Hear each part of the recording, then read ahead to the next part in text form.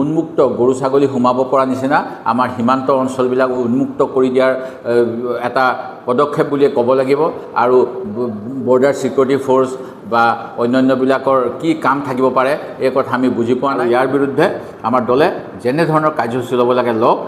1 ছেপ্টেম্বৰ 2025 অসমৰ বাবে আৰু এটা কলা দিন বুলি অভিহিত কৰিব লাগিব, কাৰণ ভাৰত চৰকাৰৰ গৃহ মন্ত্ৰণালয়ে ইতিমধ্যে 2014 চনৰ 31 ডিচেম্বৰলৈকে ভাৰতলৈ অহা 3খন প্ৰতিবেশী ৰাষ্ট্ৰৰ 6টা ধৰ্মীয় জনগোষ্ঠীৰ যিকোনো ব্যক্তিকে ভাৰতত থকাৰ বাবে অনুমতি দিছিল। এতিয়া সেই অনুমতি এক্সটেনশ্যন কৰিছে, যি এক্সটেনশ্যনৰ ফলত 2024 চনৰ 31 ডিচেম্বৰলৈকে অসম অথবা ভাৰতবৰ্ষৰ যিকোনো অঞ্চললৈ পাছপোৰ্ট অথবা যিকোনো ভ্ৰমণ নথিপত্ৰ অবিহনেও হিন্দু, বৌদ্ধ, জৈন, শিখ, পাৰ্চী অথবা খ্ৰীষ্টান ধৰ্মাৱলম্বী লোকে নেপাল হওক, ভূটান হওক, পাকিস্তান হওক, বাংলাদেশ হওক, আফগানিস্তান হওক, যিকোনো জাগাৰ পৰাই যদি ভাৰতবৰ্ষত তথা অসমত প্ৰৱেশ কৰে তেখেতসকলক বিদেশী বুলি গণ্য কৰা নহ'ব বুলি কৈছে। আৰু ইয়াৰ ফলত আমাৰ অসমৰ ওপৰত আৰু অধিক হেঁচা পৰিব আৰু তাৰ ফলত আমাৰ অসম চুক্তিখনৰ কোনো গুৰুত্বই নাথাকিব। অসম চুক্তি অনুসৰি 71 চনৰ 24 মাৰ্চলৈকে যিসকল আহিছিল আমি তেওঁলোকক ভাৰতীয় হিচাপে গ্ৰহণ কৰাৰ কথা আছিল, কিন্তু এই নতুন যি অধ্যাদেশ জাৰি কৰিলে নাগৰিকত্ব সংশোধনী আইন 2019ৰ বাবে, তাৰ ফলত যোৱা 2024 চনলৈকে অহা যিকোনো মানুহে অসম তথা ভাৰতবৰ্ষত থাকিব পাৰিব আৰু ইয়াৰ ফলত অসমৰ ওপৰত যি হেঁচা পৰিব এই হেঁচাই অসমীয়া জাতিটোৰ প্ৰতি বিপদ আনিব। আমি ইয়াৰ দুৰ্ঘোৰ প্ৰতিবাদ কৰিছোঁ আৰু মই আশা কৰোঁ নাগৰিকত্ব সংশোধনী আইনৰ সময়ত অসমৰ সকলো মানুহে মিলি যেনেকৈ ৰাজপথলৈ ওলাই আহিছিল, এতিয়া সময় হৈছে নিজৰ নিজৰ ৰাজনৈতিক যি আদৰ্শই থাকক সেই আদৰ্শ বাদ দি অসমীয়া জাতি ৰক্ষা কৰিবলৈ সকলোৱে পুনৰ আন্দোলনৰ কাৰ্যসূচী ল'ব লাগে। আৰু কেন্দ্ৰ চৰকাৰ, অসম চৰকাৰক তেওঁলোকৰ এনেকুৱা অসমীয়াৰ বাবে যি এটা ভুল সিদ্ধান্ত কৰি অসমীয়া জাতিক ধ্বংস কৰিব বিচাৰিছে তাৰ বিৰুদ্ধে জনমত আৰু হেঁচা প্ৰয়োগ কৰিব লাগে।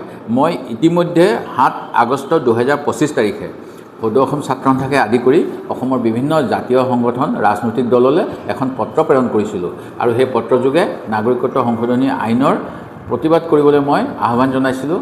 মই ভাবোঁ মোৰ এমাহ পূৰ্বৰ যিখন পত্ৰ সেই পত্ৰখন তেখেতসকলে পুনৰবাৰ বিবেচনা কৰিব আৰু এটা সহমতত উপস্থিত হ'ব যাতে আমি অসমৰ স্বাৰ্থ ৰক্ষা কৰিবলৈ সকলোৱে অসমক ভাল পোৱা জনগণ, নাগৰিকে একগোট হৈ এই কেন্দ্ৰীয় চৰকাৰ তথা ডক্টৰ হিমন্ত বিশ্ব শৰ্মা ডাঙৰীয়াই মৌন হৈ পেলাই তেওঁ আজি কৈ দিব যে মই নাজানো, মোক নক'লেই, কিন্তু তেখেতে যে হঠাৎ নিজৰ কাৰ্যসূচী কেঞ্চেল কৰি বিশেষ প্লেন যোগে যে দিল্লীলৈ যায়, গৃহমন্ত্ৰীক যে ৰাতি ৰাতি সাক্ষাৎ কৰে, এনেকুৱা ধৰণৰ কাৰচাজি, এনেকুৱা কুচক্ৰান্ত কৰিবলৈ যায় নেকি তেখেতে স্পষ্ট কৰিব লাগে। আৰু তেখেতে মই নিশ্চিত তেখেতে ক'ব আমি নাজানো বুলি ক'ব, কাৰণ তেখেতৰো এটা কথা কয় যে অসমবাসী বোলে তেওঁ অহা 50 বছৰলৈ নিৰাপত্তা নিশ্চিত কৰিছে।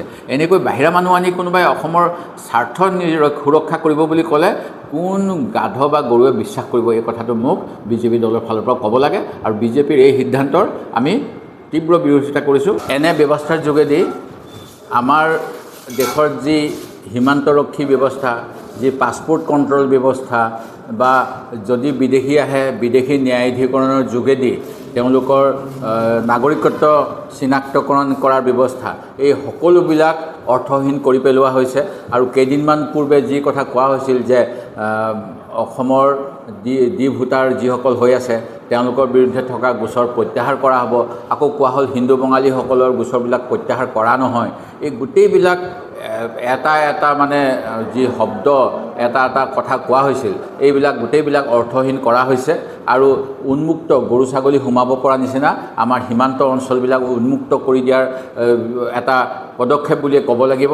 আৰু বৰ্ডাৰ সিকিউৰিটি ফ'ৰ্স বা অন্যান্যবিলাকৰ কি কাম থাকিব পাৰে এই কথা আমি বুজি পোৱা নাই। ইয়াৰ বিৰুদ্ধে আমাৰ দলে যেনে ধৰণৰ কাৰ্যসূচী ল'ব লাগে লওক।